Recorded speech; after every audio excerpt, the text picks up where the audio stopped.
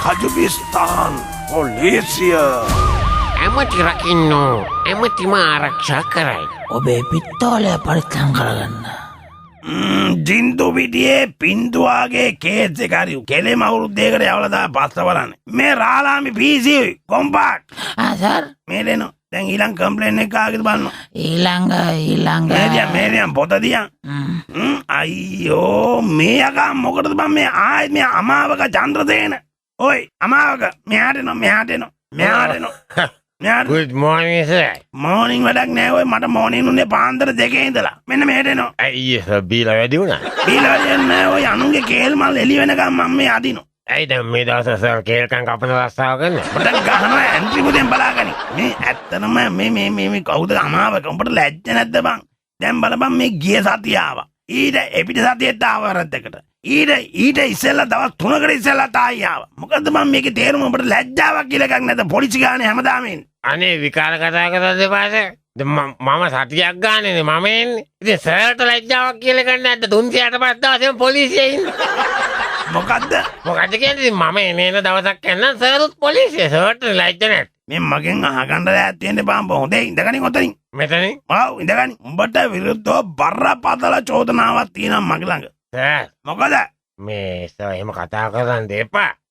ඔය බරපතල චෝදනා කතන්දර පොඩ්ඩක් එහෙම කරගමු. මොකද්ද එහෙම කරගන්න කියන්නේ? නෑ සර කරන්න එපා. ඉතින් නියම ටොපර් බඩුවක් සර්ට ගෙනල්ලා තියෙන්නේ. මගෙන් අහගන්න එපා. මොකද්ද ටොපර් බඩුව? සර්ට මං කෝලි කුට්ටු කෙනෙක් ගෙනාවා රුපියල් 1000කට යහව වටින. පොරගම්.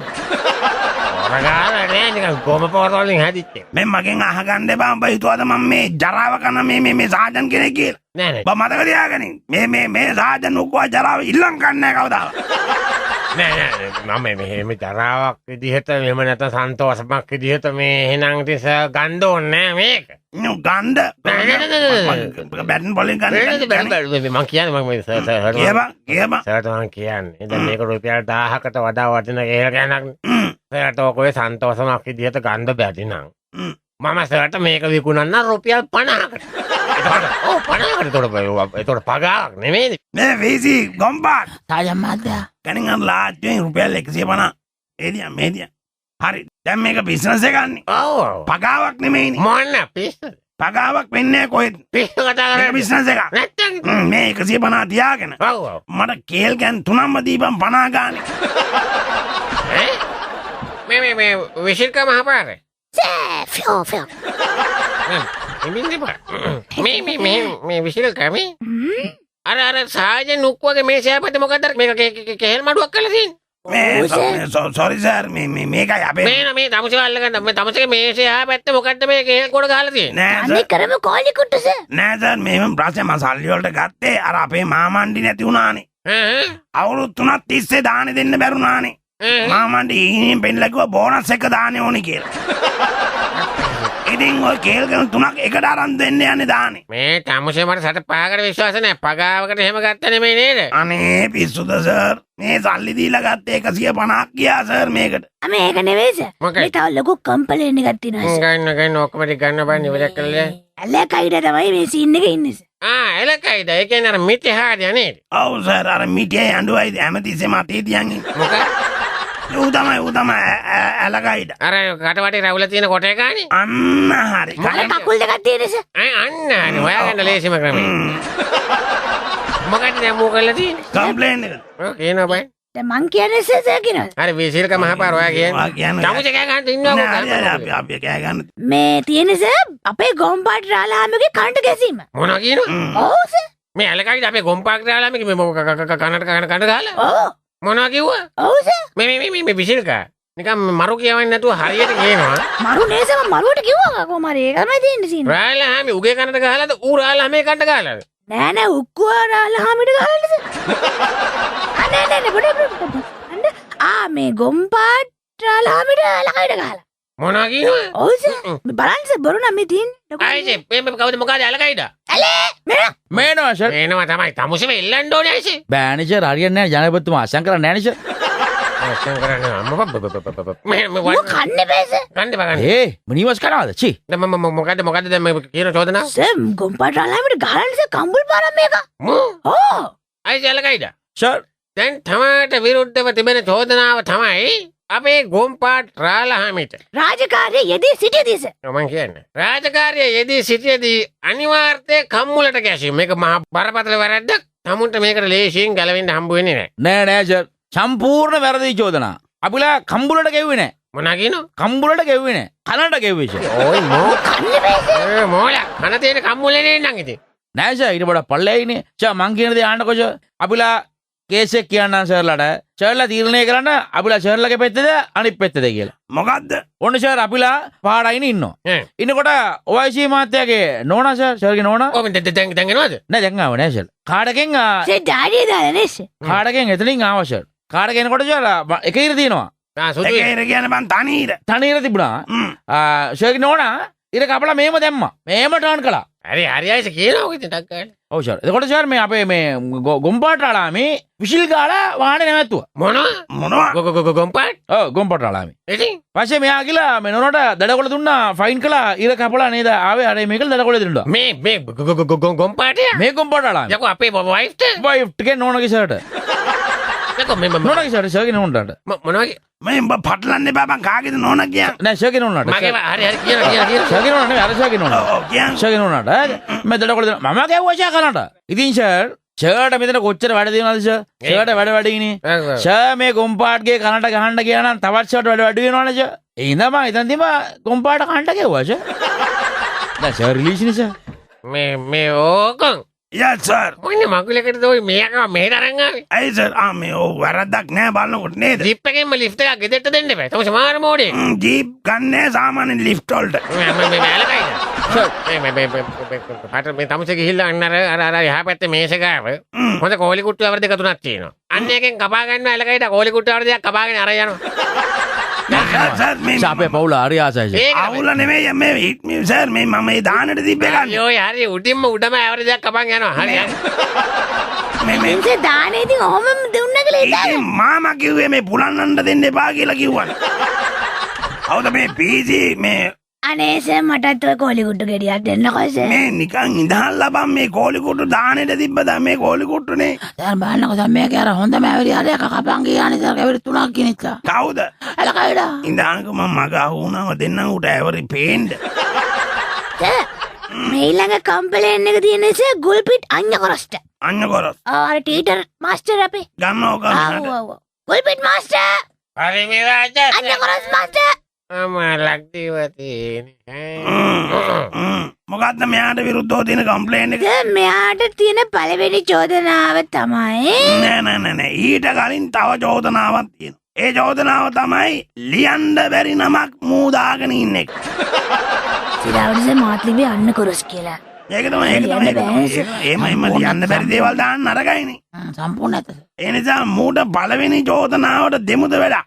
අවේ හෙන්දුවක් කියවස්. ඊළඟ චෝදනාව තමයි ඊළඟ චෝදනාවට ඉස්සෙල්ලා අපි උඹේ නම වෙනස් කරනවා අන්න කොරස් කියලා. හොඳේ අන්න කොරස්.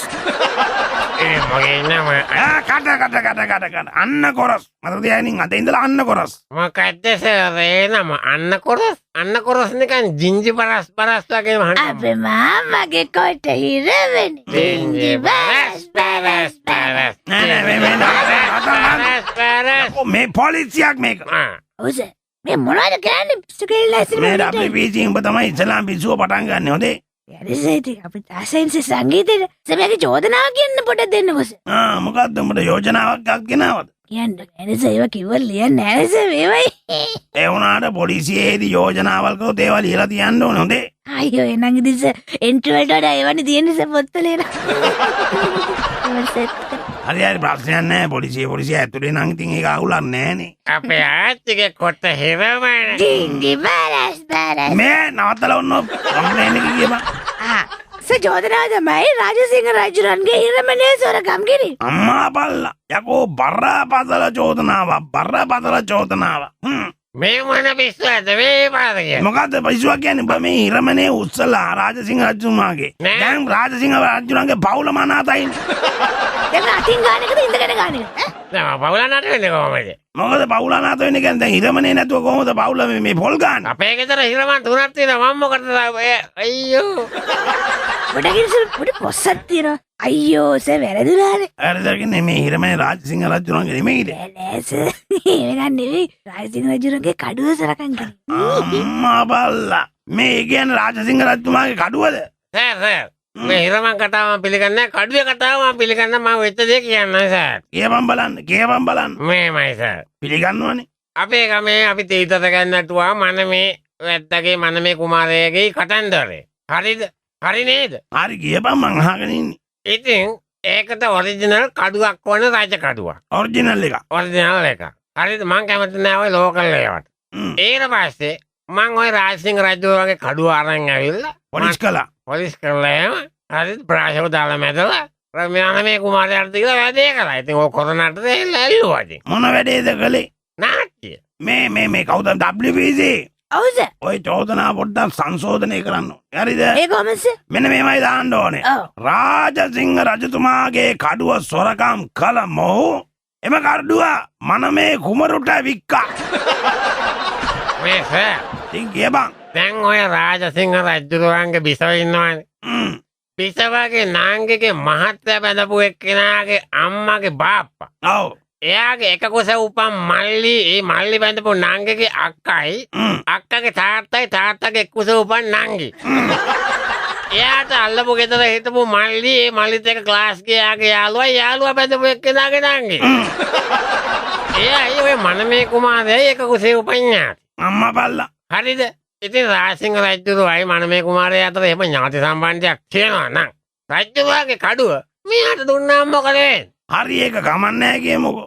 මට කියපන් ස්ටේජ් එක යට වල්ලූරු මස් පීසි තුනක් තිබ්බේ කොහමද කියපන්. ඒකට නම් මම සම්බන්ධයක් නැහැ. බබා. නෑ අහන්නකෝ මං කියනවා. මං බොල්ල ගන්නද? මම කිසිම සම්බන්ධයක් නැහැ ඒකට. ඒකේ වගකීම සම්පූර්ණයෙන් වැද්දට. වැද්දා? කල වැද්දද? කල වැද්ද නෙමෙයි. එහෙනම් දැන් මනමේ කුමාරයා එනකොට උදෙන්ද පයින් වැද්දා ඉන්නේ නාට්ටි. හරි කියපන්කෝ. ඒ වල්ලූරු මස් සම්පූර්ණයෙන්ම වැද්දාගේ ඒවා. වැද්දාගේ නේ.